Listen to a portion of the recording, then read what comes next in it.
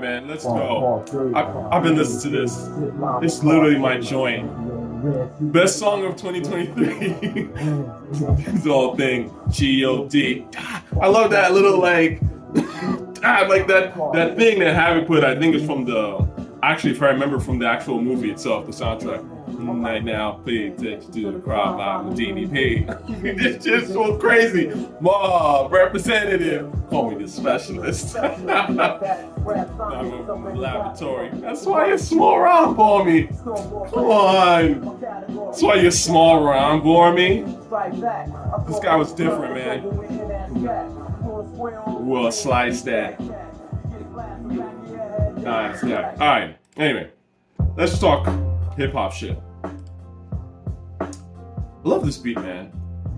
Discovered this the other day, actually, literally yesterday. Straight out of Toronto, right? Shout out to Andyman187, okay? I just found the channel yesterday, and I found it because I was looking for, I just remember, hip hop be going through my mind all the time. So I was listening, I was like, man, for some reason, the High Life record, which I posted in the community section, Versatile, I think Versatile, or I don't even remember the name, but I always remember the title. And I know that DRK did the beat. Shout out to DRK, Toronto legend. But I just wanted to hear that beat. And somehow, like, when I was searching for it on YouTube, I saw there was a video. I was like, there's a video for this shit? Because when I heard it way back in the day, I never saw the video. I mean, I heard it on YouTube, but I never saw the video for it. So this is the beauty of YouTube, man. Like, there's so much stuff that you can uncover. I mean, the track itself was hard to find back before YouTube, right? I remember digging on forums and soul-seeking Kazaa for those Canadian rap compilations and not even being able to find anything but the first Rap Essentials. Now on YouTube, you can find, not only can you find pretty much all of the Rap Essentials from Toronto, but you can even see some of the old videos because guys like Andyman187 are uploading them, like just as of last year, which is crazy. Anyway, it's so dope. This is the beauty of the music, like YouTube on music, and why I'm like, there's no excuse, man. Like, if you really love this rap shit, like, you can find stuff out so much faster than someone like me could, and definitely people earlier than me. You know what I mean? We were able to dig and find all the stuff because we loved it, right? And so my question is to the young cats: do y'all love this shit for real, or are you just pretending because you like the way a bucket hat looks or whatever? You think hip hop can get you some girls, and there's nothing wrong with all that. That's part of hip hop too, but the guys who made great hip hop, whether it be the executives, the artists, whatever, they liked it more than just that surface level shit. They genuinely loved the culture, the art form of it, right? So, anyway, that particular YouTube channel has some really dope stuff. I was watching an old KRS video of something I'd never seen before, and then I noticed like a guy I used to, like I've met a couple of times, brother Ernie Paniccioli, shout out to him. Very famous photographer. I've seen his collection and all that kind of stuff, and we've talked hip hop. Again, these OGs, they're out there, man, so you can have these conversations and learn stuff. I mean, this is how I was able to learn so much stuff. I interacted with OGs. I was outside, right? A lot of these bots who are trying to say I don't know shit, they're not outside, right? I've been all the places you can think of where hip hop is, really been fruitful. I've hung out there, I've tried to meet people from there, or live there and all that shit, because that's just, I'm a hip hop too.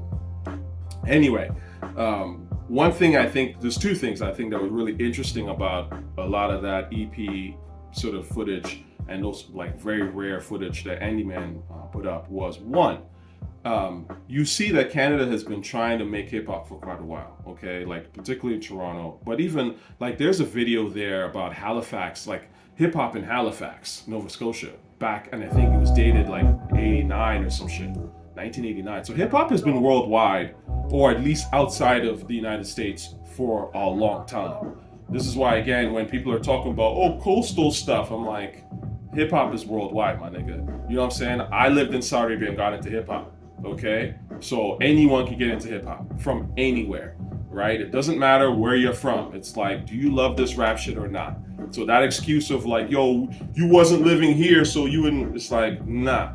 Hip hop's been worldwide. It was worldwide by fucking like 1983 or some shit. You know what I mean? So dope is dope.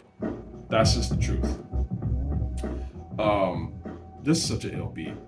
Roadrunner, Tribe Called Quest remix, Chi-Ali. Look that shit up.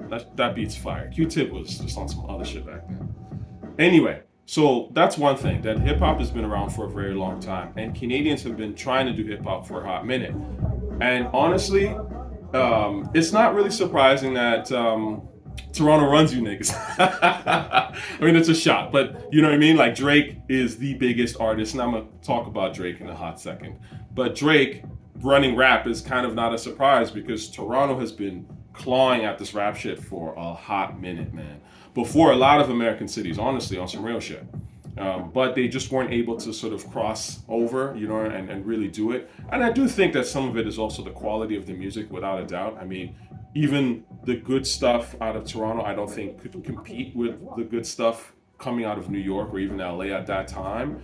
But hey, man, once the bar got lower, once Americans lowered their own bar, you know, Drake was able to slip in there. And let's be honest, Drake was better than just about anybody coming out at that particular time when he dropped, right? And also Drake is part American. So I always think that that's an interesting thing that people don't really talk about. I'm assuming he has an American passport. His father is FBA, as y'all want to call it. So when people are like, oh, Drake's not like really black, or you know, or Drake's Canadian. It's like, well, but he's got real American roots. So what's that about? Like, y'all just not gonna pay attention to that?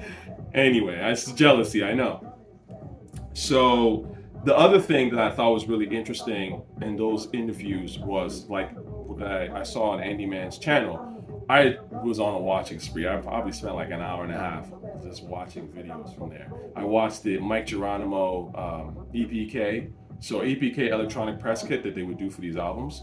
And that was dope because I'd never seen that. And you just remember, you're like, you know what, man? Mike Geronimo was iller than like I think people give him credit for. You know, he had some real shit. Like obviously the Natural, Master IC. Even in the EPK, they were like, yo, Master IC's that joint. Yeah, they were right, man. That shit is classic. It's a brilliant song.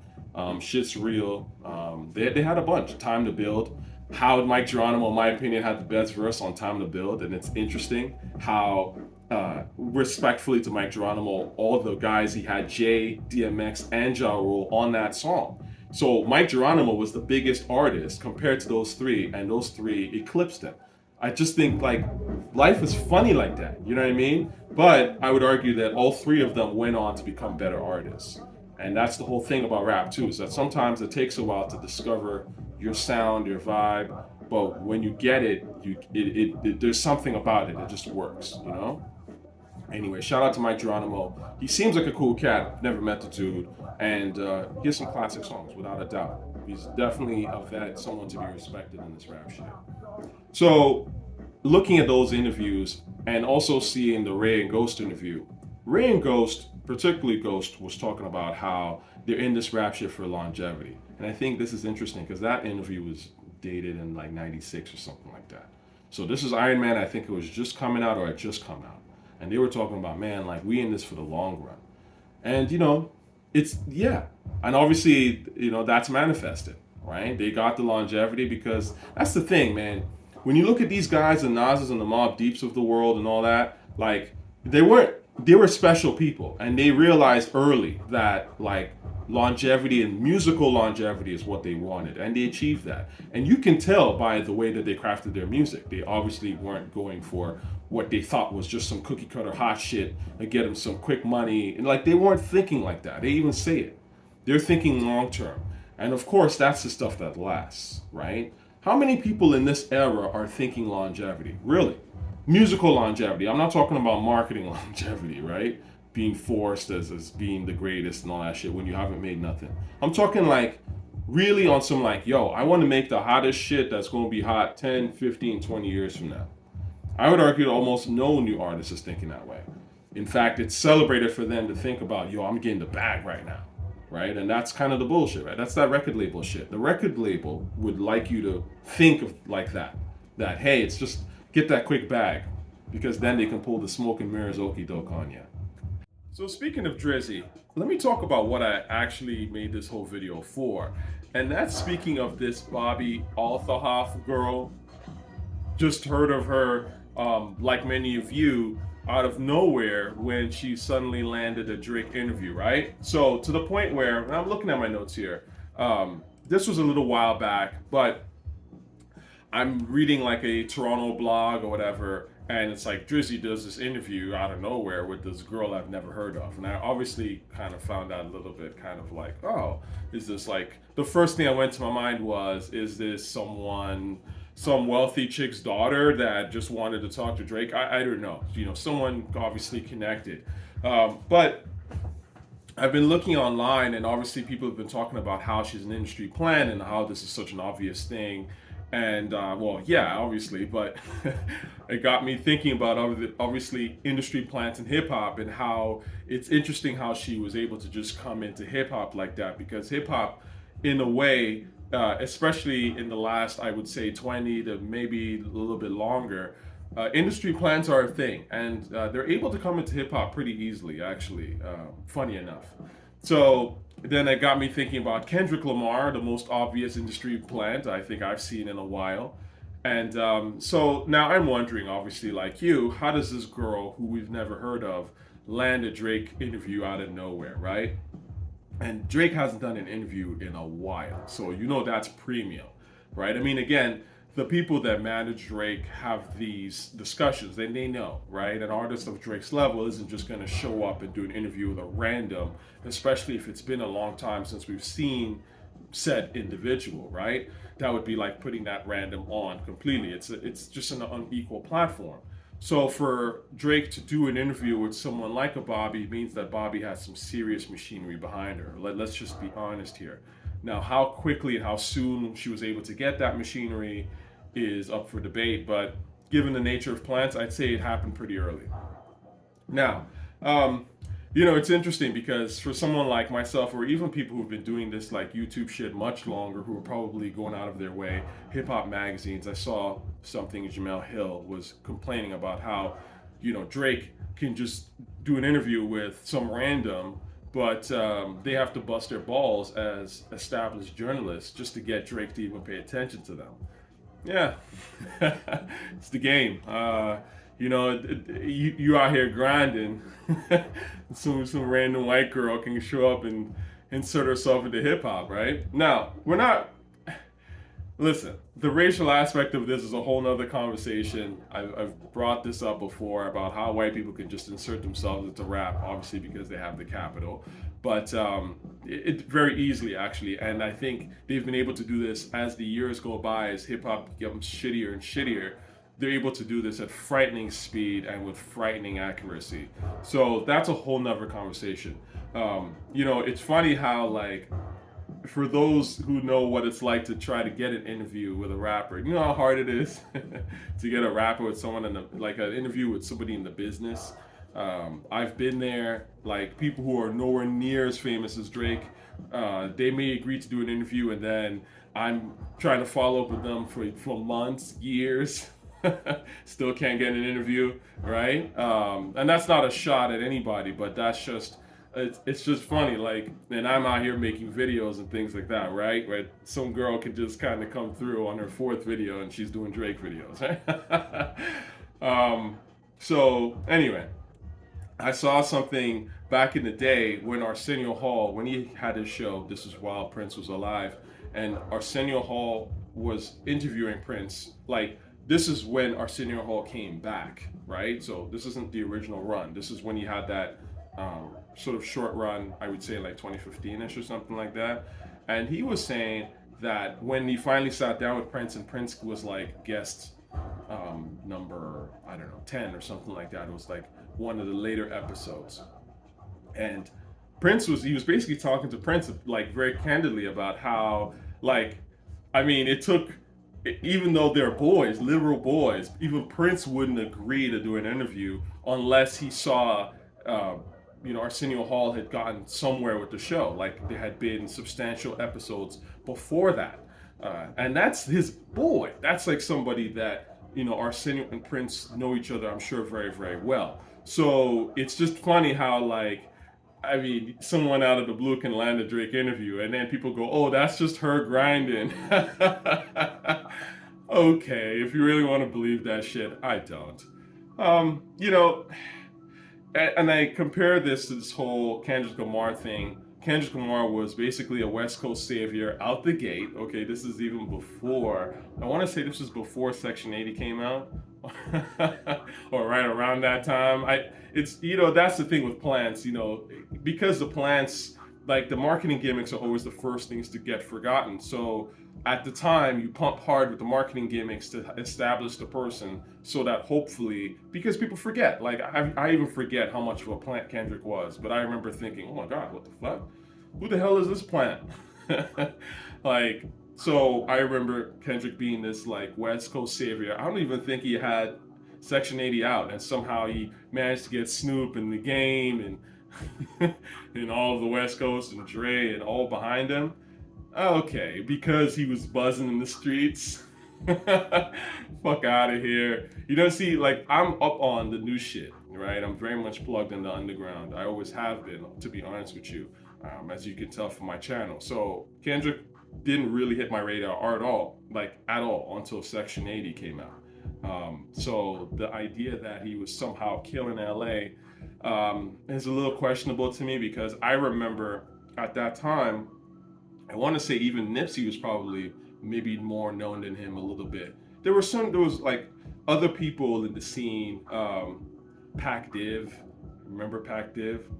Y'all forgot about him, and them, I should say. But there were other people kind of that were making some sort of noise. So I just thought it was interesting how, like, Kendrick came out of nowhere and was getting all these accolades, and people were like, obviously some of the stands, who a lot of them jumped on the bandwagon with Good Kid, Mad City, were like, oh, but Kendrick's been killing it all this time. And I'm like, first of all, I've been listening to Kendrick longer than you. And secondly, I don't think that was the case. I really don't. But this is how it goes, right? I mean, you can be planted in the game, and look, it doesn't mean that just because you're a plant that it will work. There's, I'm sure, a fair amount of these plants that have failed. Nothing is guaranteed in the music, film, whatever, in the entertainment business. I get that shit. But at the same time, having a plant being given that opportunity is a massive leg up. Now, I'm gonna read a comment that someone online asked, because at the end of the day, you could say, honestly, who gives a shit, right? At this point, you can throw a dart in any direction in the entertainment industry, and everyone is literally either related to or friends with somebody who has some sort of pull, right? So, this chick Bobbi is trending, and everyone's making content about her now. So it's, it is what it is. Like, why do you give a shit? It's a fair point. Why would you care, right? Now, I would say there's two angles to this answer, right? I would argue for the average person should care in a sense, but I can understand the average person will definitely care less, and I understand why. Because ultimately, you're consuming content. Who gives a shit, like, where it comes from, all right? So I understand that. Where it comes from is a question that creatives like myself have, and it's definitely a harder pill to swallow for a lot of aspiring artists who are trying to get on, right? So we're trying to slowly build rapport. You see how long I've been doing YouTube. There've been people who've been doing YouTube longer than me, and we're not even talking about YouTube because I'm not really trying to be on YouTube like that. I'm much more of a filmmaker, and I've been grinding and trying to get on, right? So you can see how the craft, and for those who follow me, like, I've just always done things, right? So you're slowly building up the connections, the equipment. You're spending all these money on courses and working with people and paying artists and collaborating and all that kind of stuff just to get your buzz up, right? And then someone like this can just come through, pretend like they know what it's like to come from nothing, create some story about how they were poor or whatever. It'll be real vague because you can't verify. There's no real receipts, and they just come through, and it is frustrating, So the lying part of it obviously bothers me, because it's like, why wouldn't you just say, hey, look, listen, I'm a fucking plant, okay? I just wanted to fucking make music. I just wanted to be a podcaster. I'm a plant. I would respect that more. But of course, people like authenticity. And this is the thing about life, is that ultimately, even the fakest people and the fakest shit, in general don't want to, they don't want to know that their shit is fake. Everyone wants authenticity at its core. Right now, some people have levels of authentic, but nobody really wants to engage in something that they know right off the bat is some fake shit. Right? And that's why you see a lot of frauds who fake being real, but in fact they're always frauds, right? Now, that's one side of it. So from a creative perspective, you're like, man, like I'm out here grinding and this person can just come through and take up space. I mean, this is a conversation that people in LA have been talking about with Nepo babies, actors, and all this kind of stuff. I get it, right? That's one side of it. But the second side of it to me that actually I think is even more problematic, honestly, is that, in my opinion, plants are a problem because they never really add anything new to the artistic lens, right? In fact, I find a lot of plants, the vast majority of them that I can think of, in fact, just water down the art form, right? So it's not only that they've come in and taken up space and maybe unfairly so, whatever, but it's like you've come in and then you're just gonna hit us with more dreck. So you're creating more noise to prevent the real from coming through. Like, that's the real issue that I have with plants. None of these plants, it's not like you're getting a plant that's like Nas level rapper, where you're like, oh fuck man, look, listen, give me a Nas level plant. I'll be happy with that shit, right? It's like you're getting these plants like a Kendrick or Rory or some of these like random rappers that are just performative and not adding anything. And that's the issue. I find that honestly, the problem with industry plants is that they almost always feed us recycled garbage. I mean, like I look at this Bobbi Althoff chick, I've looked at like a bit of her videos. There's nothing great about any of that shit. That shit's recycled humor. It's a recycled style of humor going back to maybe what, Anchorman or some shit, that goofy deadpan white people shit. I get it, right? I mean, Funny Marco was even doing it and he don't even have an interview with Drake, I believe. So again, it's kind of questionable, right? Certain things, you look at it. But the point is that people with tools, with power, the wealthy, often will feed shit to the masses, which is the sad and frustrating part. Because it's like, you have the tools, you have the data because they are using big data, don't get that shit twisted. You have the data to come through and actually make something with the money and access that you have to make something powerful, and you choose not to.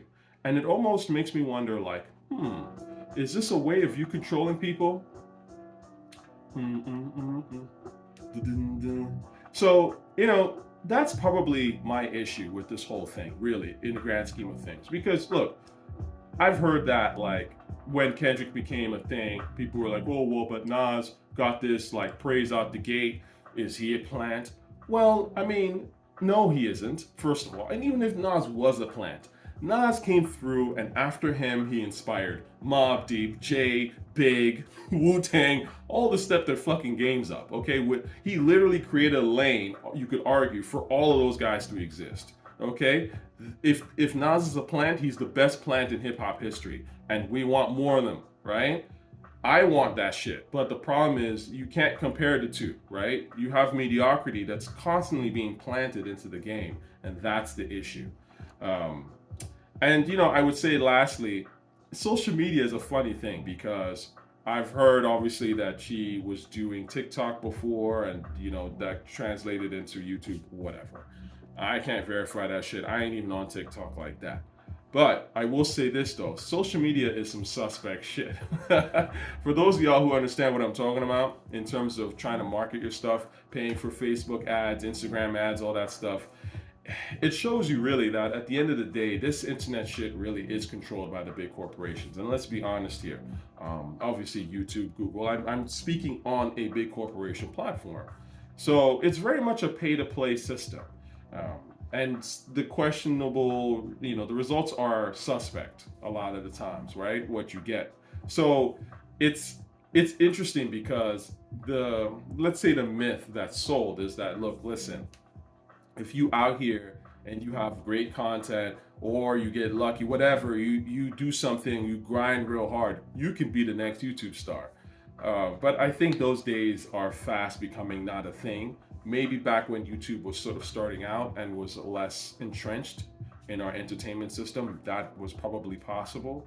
But I think by now it's basically showing that, look, listen, like, for you to actually become something in this YouTube space, better spend some money or have them relationships already in the bag, right? You look at someone like Math Hoffa, and no disrespect to Math Hoffa, but why is Math Hoffa even a thing? Like, the dude's not that great of an interviewer, like, doesn't really have the personality like that to me to carry a conversation.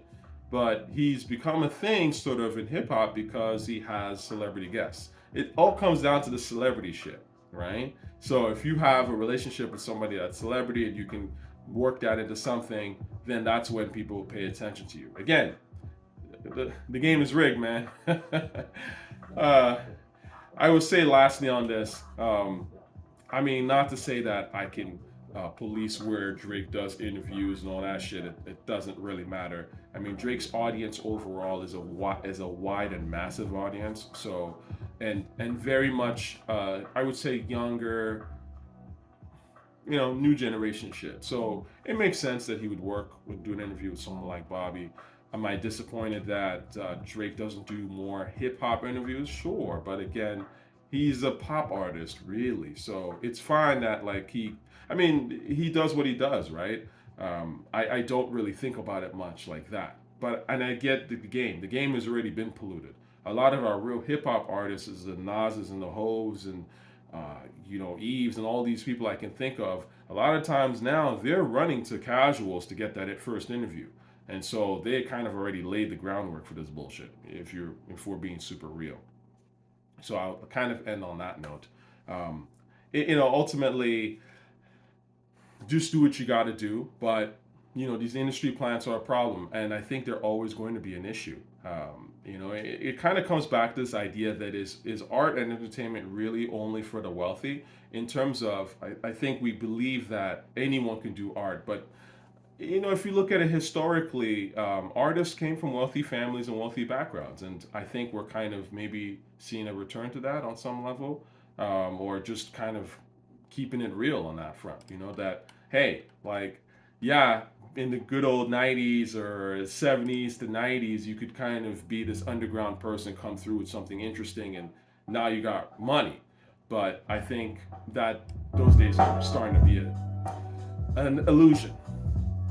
I will say lastly, the fact that Bobby went straight to Drake and got a Drake interview shows that Drake is really at the top of this food chain. Y'all gotta give it up for Toronto. Stop front on Toronto, alright?